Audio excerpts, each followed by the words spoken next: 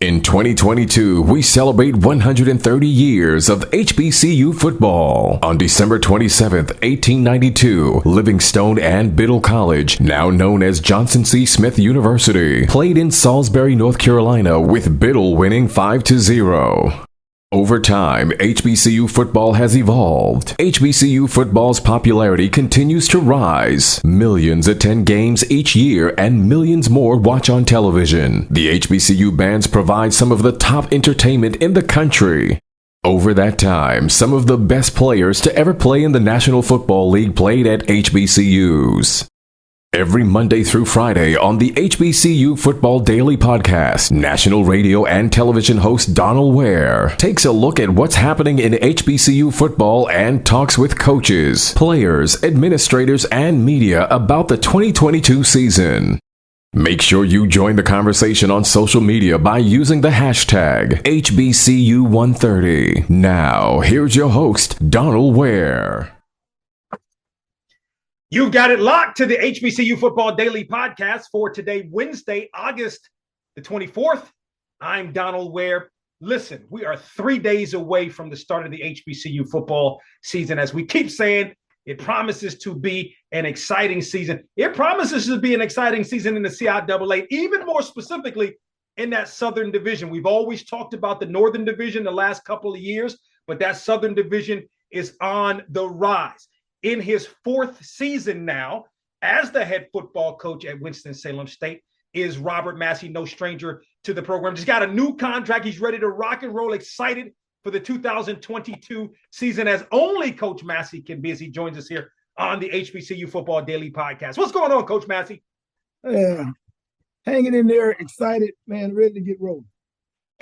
You know what? I just thought about this. There are at least, and it may be more than any, but 4 North Carolina Central alums who are head football coaches at HBCUs right now. You were older than the other guys, talking about Odoms, talking about Jones, and talking about Oliver when you came through North Carolina Central. But what does it mean to you to have graduated from Central and be a head football coach at the collegiate level? This with your second program? Well, believe it or not, growing up, I always wanted to be a football coach. I think one of the guys that had a very positive influence in my life was Charlie Houston, who happens to be a WSSU alum. He was my junior high school coach in Charlotte, North Carolina, along with Joe Graham and a few other guys that attended WSSU. So, once I had the opportunity to play professional football, and that experience was just mind-blowing. When I had a chance to come back home to the state of North Carolina, I knew I wanted to be a coach. I knew I wanted to be a coach at the Black college setting so I can share that experience with a lot of the young men that don't have the opportunity to play professional football, but they do aspire and dream to be a professional football player. But we try to make sure if that falls short, get that degree. Yeah, no doubt about it.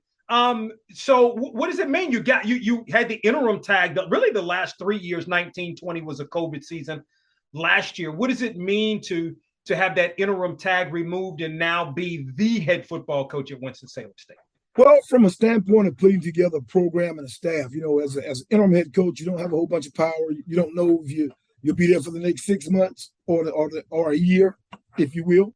And as a parent, when you go out recruiting, you one of the things you do is you want to make the parent feel good about the decision your child is going to make in terms of where they're going to receive their education.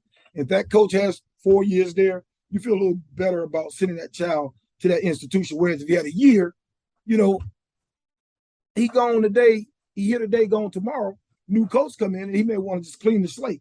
So now that kid will find himself as well as family in that recruiting process again. So now we got 4 years on the contract. We've increased our scholarships. So now we're able to go into the homes, go out and recruit, get back to the high schools here in the state of North Carolina, and offer kids the opportunity to come to a great school and play for a good program and win a championship and graduate. Does you play? And I'm not dating you. I'm just saying you played a little while ago. I'm just saying, but the question, I preface that because does that, when you go into kids' homes and you play, you were an all rookie guy in the National Football League. You coached in the National Football League. Does that still resonate with young men when you go in their homes? Well, I think it do, because, it all starts as a dream. It starts as a dream from you having your national syndicate show on Saturday. It starts as a dream, me wanting to go to college and be a professional athlete. So when they can have concrete evidence of somebody working where they went or going to the same type of institution, that goal and that dream is real. And also we set the example by, once we stop playing, we have our degree so we can come back and contribute in that spot, in that form. But I do feel being a concrete example of going to a Division II school, HBCU, and then being a high draft pick, and then playing for a long time in the National Football League, and then being an assistant coach in the National Football League, I think that helps sales, not just our program at WSU, but it validifies the quality of football we put out there in this conference. Did you find that because you are the head football coach now, opposed to having the interim tag the previous 3 seasons, even though we understand 20 was a COVID season? Did you find that it was a little bit easier to recruit guys to come to Winston-Salem State? Definitely. We brought in 60 freshmen, 60 high school freshmen, and 90% of those guys are right here from the state of North Carolina, and the majority of them are in our 80-mile radius from Charlotte to Winston-Salem to Greensboro. So again, when you have that 4-year deal, when they know you are titled the head coach as opposed to the interim, I think it helps with the recruiting process. How's spring going for you to this point? Well, everything's going well. We've been lucky. We hadn't had a whole bunch of soft tissue injuries. One of the things the NCAA did, and I thought it was great, was when they allowed us to come in early, have a 7-day period, acclimatization period, where guys, for us, we just lift and ran. It was like finishing up the summer right before we go to camp. So we had that type of mentality. We got the guys to buy in. We got in some shape, and now we're in the pads, and we were doing install. So now, once we hit the field daily, we're able to go right into the football aspects of it. That is Robert Massey, the head football coach at Winston-Salem State in his 4th season, as he joins us here on the HBCU Football Daily Podcast. Let's talk some personnel. Your quarterback, Dominic Graves, is back for you, yes. I believe. Yeah. So talk about him. Statistically, he was 8 touchdowns to 8 interceptions on last year. Is he, in fact, your guy? And is there a quarterback competition, if you will, there at Winston-Salem State? That's the beauty in being the head coach as opposed to being we brought in 3 high schoolers, 2 transfers, and Dom. So we got 6 guys, in camp. We are creating competition at every position, so that way nobody is given a position. That way we should have everybody working hard, preparing hard, and it's going to make us a better team. Now, you say, oh, if we kick off the day, Dom's the guy. But by the time camp over, who knows? We got some great young men, Bryce Jackson out of Greenville, North Carolina, Jamil Slade out of Dudley High School, won a state championship. Pretty good ball players. We got Richard Lattimore that was formerly at Fayetteville State. He's actually in the mix too as one of the transfers. So we got a nice competition going, and we want to announce exactly who will be the starter, but we want to make sure everybody gets the fair reps, opportunity, and chance to show what they're capable of doing in terms of moving the offense, putting the ball in the end zone, making great decisions, and protecting the ball to give us a chance to win. Is that running back room as deep as that quarterback room, and who you're expecting to shine this year? The running back room is actually deep. A year ago we had Andrew Hayes was the starting back, but again, like I said, we've brought in guys. We brought in Torian Hessler out of Page High School. We got a local kid named Noah Marshall who's just doing an outstanding job at the running back position. We also have a guy that transferred in from East Carolina, Asa Barnes. So we got 4 big backs, guys about 5'11", 6'1", in the range from 215 to 220, 225 pounds, that we can just, we got to be able to pound the ball. You look at some of the shortcomings we had a year ago and 2 seasons ago. We went into the halftime with the lead in a lot of our games. We wasn't able to run the ball in the second half. So that kind of gave the opposition's offense more opportunities on the field. We're stopping the clock by throwing the ball. So we got to get back to running the ball, playing stingy defense, great on special teams. Was not just a short thought. about last year as I looked at the schedule, at the results. You lost a lot of really close football games. How frustrating was that? Well, when you're in the interim capacity and you're trying to get a buy-in, we need that big win. I think had we beat North Carolina Central, the guys would have balled in. Unfortunately, that's just the world we're in. We're all front runners. Everybody want to be associated and affiliated with a winner.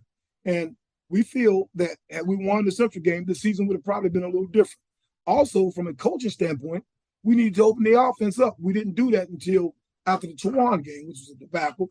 But again, we'll be able to open the offense up at the beginning of the season. Defense will be rocking and rolling. Special teams is great. So we've been in some of these close games and we've been on the bad end. So now it's time for us to go on the other side of that. And if we got to win the game by running the ball, keeping their offense off the field, then that's what we'll do. But if we can open the offense up and spread the ball around and score big in some games, then that's what we'll do. Coach Smith has referenced our offense into the big red scoring machine. I like the ideal, but we understand what it's going to take to win. Yeah. How's your coach? Is your coaching staff pretty much intact? Yeah. Well, you know what? We were able to, again, in being now the head coach, right, we're able to go out and hire some quality coaches. We brought in Chris Holm, who was formerly the offensive line coach at Fayetteville State. And, of course, they made the last 4 appearances representing the South, and they've been in the top 2 or 3 year in and year out in rushing. So that helped us from a rushing running the ball standpoint. We brought in Eric Brown, linebacker coach. We had some outstanding linebackers for us the last 2 seasons. They've moved on through graduation, and one's in the portal. So we got some young guys that'll get a chance to play, but we got a guy that's a vested coach at that position. Played that position in the SEC at a high level. He's coached at the HBCU. He's coached at the Division I level. So we've got some guys that are coming in here that's been coaching for a while that's going to be able to help our guys flourish on the field as well as in the classroom. Winston-Salem State head football coach Robert Massey joining us here on the program. What's the defense looking like? You got a couple of all CIAA preseason guys, linebacker Deshaun Taylor and defensive back Elijah Banks. How's that defense looking for you? Well, defense is going to be pretty good now. We brought in some transfers there too. We've touched a little bit with the transfers, but again, the thing we're going to do is we're going to build this program 70-30 with high school kids. We want to get them in here, get them bigger and stronger and faster, and then teach them the Winston way. So with that being said, we brought in a lot of freshmen. Zion Dixon's a freshman cornerback out of Glenn High School. He's flashing, like my old college coach used to say. He's flashing. He's making plays, so you're learning their names. You get to know their names. You look at the defensive line, we got guys that are returning from last year. Trevor Willard, outstanding defensive end for us. We brought in 2 transfers from Pembroke. So we got some guys that we're going to put in place to make this defense dominant again. I know in 19 we fared well defensively. We were number 6 in the overall defense in the nation and number 1 against the pass.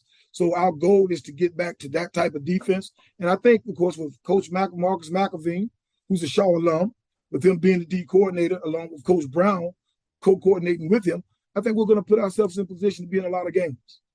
I know you've got it. You and your team have got to really be excited, and it just makes sense for you guys to open up. You haven't played at a high level in the National Football League in that Hall of Fame game on Sunday, September 4th against Central State. 2-part question: how excited are you and your guys? And then B, boy, you got a tough deal. Your first 4 games are on the road, and then 5 of your first 6 are on the road. Yeah, well, I shared this with somebody earlier today. I played 9 years in the National Football League, and then I worked 3 years as a coach. So I got 10 years of service in the National Football League. And all that time, I've never been to Canton. I knew I wasn't going as a player, but I haven't even been as a pretty player. good, though. Maybe but I'm not going as a player. But again, and just to tell the guys, and we'll have a chance to go in and see some of the greatest football players ever to have played this game. And I think that'll be a good experience for them. A lot of times, unfortunately, at this level, we don't get these type of opportunities. But now we'll be able to travel to Canton, Ohio. Our guys will be able to go out to the hospitals and do some community service with the pediatric care. And then we'll be able to go and see some of your famous players like Lawrence Taylor, Emmitt Smith, guys that they can recognize. But it'll be an overall, and then we're going to play Sunday, and it'll be on national TV, NFL Network. So this is going to be a big deal a great deal, and it should be a big showing for us. We playing, and our intent is to paint the city red, Winston red, when we get to Ohio. Yeah. Then playing on the road. I mean, does that? I mean, I don't know. I asked him. Maybe that's not a bad thing. I mean, on those games. I mean, if you look at the teams that have won championships in any sport, but we're talking football, you have to be a road warrior. Meaning you have to go on the road and win on the road, because it's a little easier when you're home because you're sleeping in your own bed. You're a little more comfortable. You've got the majority of your support staff, meaning the fans and things of that nature. So it's easier when you play at home than it is when you play on the road. But to be a champion, you have to be a road warrior. And what I mean by that is you have to go on the road and win games away from home. You may not be going to the meaning from your playing days, right? But Michael Irvin, who is a Pro Football Hall of Famer, described you as the toughest cover he had while he was playing in the National Football League.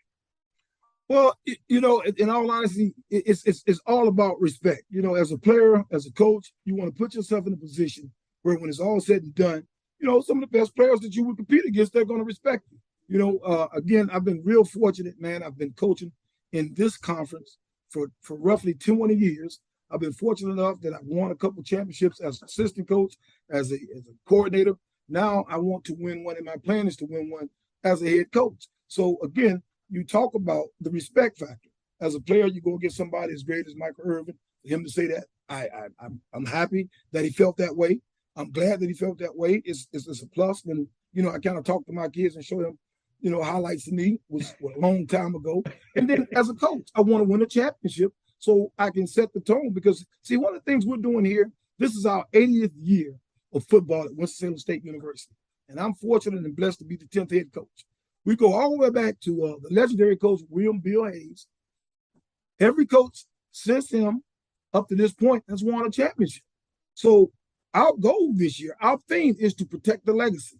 And that's our goal, to get back to the championship, those winning ways. Because when you sit back and you look at from 77 up till now, when you start talking Division II, whether you talk black colleges, just Division II college football, you have to bring up Winston-Salem State, because they've won conference championships and they've made it to Division II playoffs.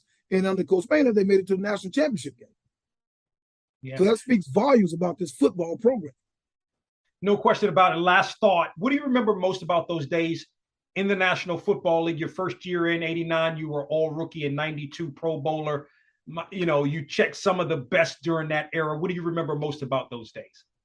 Well, it was a dream come true, being able to play that game at a high level, compete at a high level. It was special in that, the accolades. But I'll tell you, I get this a lot. Coach, who's the best receiver you ever went against? I would say Mike Irvin, but being honest, it's Jerry Rice. He's the GOAT, in my opinion. And, you learn fast at that level. But the experience is unbelievable. I wouldn't trade it for the world. I would. I was fortunate enough to play a long time. 9 years is really considered a long time. They did some statistics out lately, and there are about 25,000 players that have played in the National Football League, and only like maybe 5,000 have played 9 years or more. So I'm in an elite class there too. But again, the experience coming from a smaller school was just mind-boggling. I was able to see the world because of football, travel and see and do some things that you dream of doing. Obviously support my family, meaning my mom, brothers and sisters, and things of that nature. And then I've been able to, over the years, I've always had camps when I played in the cities that I grew up in Charlotte, and then in Durham area too. So I've always been a guy who's been concerned about the community. One of the things, a lot of people don't know, and I'm not tooting my horn, but I will share this with you. I used to do a HBCU combine, and it used to do it with Alan Hooker and a few other black college greats in the state of North Carolina. And what we would do is we would solicit NFL teams. They would come down for a 2-day combine for HBCU students. And we didn't charge them a dime. We went out and we got guys to donate, if not money, if not product, time, to give these kids the example I had 35 years ago when I went to the combine. So again, a lot of times those experiences, they prepare those young men for life. And our kids need to have that experience.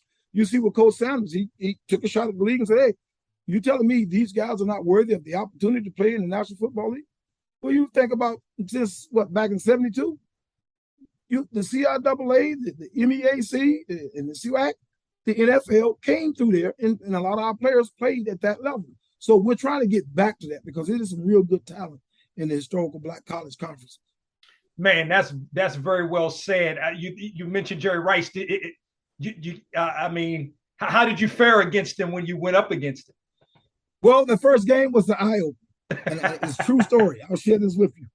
We were playing in New Orleans, and of course, Joe Montana was the quarterback. Well, the first half, he did not have a catch. And I'm running off the field going in for halftime, and I hear some fans, and normally you don't supposed to pay attention to them. And I did not know he did not have a catch at that time. So they was like, Massey, we love you. You're playing your butt off. Rice hadn't caught a pass. So I started thinking, I said, I can make some history here if I keep one of the best ever without a pass. Well, that changed. Third play of the third quarter, Rice hit me for like a 50-yard bomb, and it was on the you make the call where he bobbled the ball. But he beat me so bad they had to reward him with the touchdown.